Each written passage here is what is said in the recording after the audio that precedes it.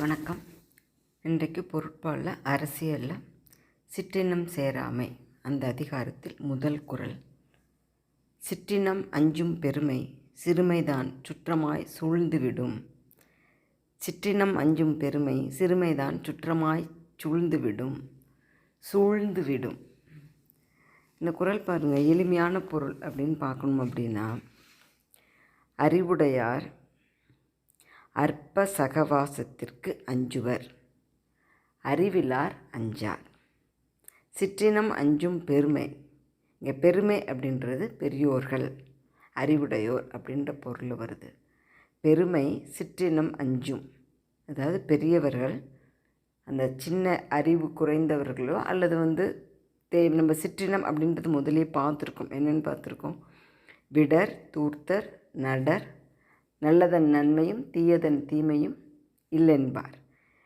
இவர்களை இந்த சிற்றினத்தை அஞ்சுவர். சிறுமைதான் சுற்றமாய் சூழ்ந்துவிடும். ஆனால் அதே மாதிரி சிறிய குணம் உடையவர்கள் அந்த சிற்றினத்தை அஞ்ச மாட்டார்கள். அதற்கு பதிலாக என்ன செய்வார்கள்? சுற்றமாய் சூழ்ந்துவிடும். இவங்க என்னுடைய நண்பர் அப்படின்னு சொல்லிட்டு அவங்க அப்படி பந்துக்கள் மாதிரி, உறவினர் மாதிரி அப்படி போய் பழகிப்பாங்களாமா. இப்போது நெருப்பு அப்படின்னு தெரிஞ்சுதுன்னு வச்சுக்கோங்களேன், நம்ம என்ன பண்ணுவோம்? கொஞ்சம் விலகி நிற்போம். ஏன்னா நமக்கு தெரியும் அதில் போனோம்னா நமக்கு தீமை ஏற்படும், நமக்கு பாதிப்பு ஏற்படும் அப்படின்னு. ஆனால் அந்த நெருப்பு கூட இன்னொரு நெருப்பு ஒரு சேருதுன்னு வச்சுக்கோங்க. அப்போ அதில் என்ன இருக்க போகுது?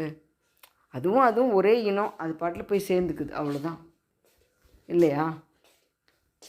அப்போது அதில் பெரிய வித்தியாசம் ஒன்றும் தெரியறது இல்லை.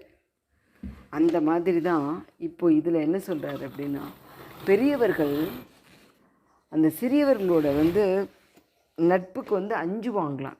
ஏன் அப்படின்னா, அவர்களுக்கு தெரியும் நம்முடைய அறிவு நிலை வேறு, அவர்களுடைய அறிவு நிலை வேறு. அவர்கள் விரும்புகின்ற பொருள்கள் வேறு, நாம் விரும்புகின்ற நற்பண்புகள் வேறு. அப்படி இருக்கும்பொழுது அதனால் வரக்கூடிய தீமை அவர்களுக்கு தெரிகிறதுனால அவர்கள் அந்த நட்பை அஞ்சுகிறார்கள். சரியா? ஆனால் அதே மாதிரி சிற்றினம் உடையவர்கள் அவர்களுடைய நட்பை என்ன இத்தனை நாளும் உங்களை எங்கே பார்க்காம போயிட்டேன் அப்படின்னு சொல்லிட்டு நானும் நீங்கள் இனிமேல் எப்போவும் நண்பர்கள் தான், நண்பர்கள் நம்ம பங்காளியாகவே ஆயிட்டோம் அப்படின்னு எப்போ? ஒரே நாள் பழக்கத்தில். அதை நீங்கள் நிறைய பார்த்தீங்கன்னாக்கா குடிகாரர்கள்கிட்ட பார்க்க முடியும். முன்ன பின்ன தெரியாதவங்களாம் இருப்பான், ஆனால் அதை பற்றிலாம் கவலைப்படாமல் இந்த ஒரு மணி நேரத்தில் எல்லா கதையும் சொல்லி அப்படி ஒரு உறவு வச்சுக்குவாங்க. அது சிற்றினத்தினோட இயல்பு. ஆனால் பெரியவர்கள் ஒரு நட்பை எடுக்கும் பொழுது அதற்குரிய நேரம் எடுத்துப்பாங்க. அப்படி ஒரு நட்பு வந்தது அப்படின்னாக்கா அதற்காக அவர்கள் உயிரை கூட கொடுக்க தயாராக இருப்பார்கள். ஆனால் இந்த சிற்றினத்தில் அப்படிலாம் கிடையாது. இன்றைக்கி பார்த்தா சார் நட்பு, நாளைக்கு இன்னொருத்தனை பார்த்தா இந்த நட்பை விட்டுட்டு அவங்கிட்ட, அந்த மாதிரி. இந்த சூழ்ந்து விடும் அப்படின்றதுக்கு 2 பொருள் சொல்கிறாங்க. ஒன்று, சூழ்ந்து விடும் அப்படிங்கிறது ஒரே வார்த்தையாக வச்சு அந்த விடு அப்படிங்கிற துணை வினைச்சொல் அந்த நிச்சயமான தன்மை, அவங்க அப்படி உறவாக சூழ்ந்து கொள்வார்கள் அப்படிங்கிறது நிச்சயத்தன்மை, துணிவை சொல்லுகிறது. இன்னொன்று சூழ்ந்து விடும் அப்படின்னு 2 வார்த்தையாக பிரித்தோம்னாக்கா சிற்றினம் இன்னொரு சிற்றினத்தை சூழ்ந்து கொள்ளும் உறவு மாதிரி, அதே சமயத்தில் பெரியோர்களுடைய துணையை விட்டுவிடும் அப்படிங்கிறதும் பொருள் எடுத்துப்பாங்க.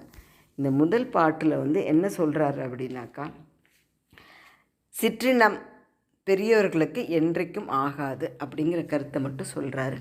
அடுத்த குறளை என்ன சொல்கிறாரு நாளைக்கு பார்ப்போம். நன்றி, வணக்கம்.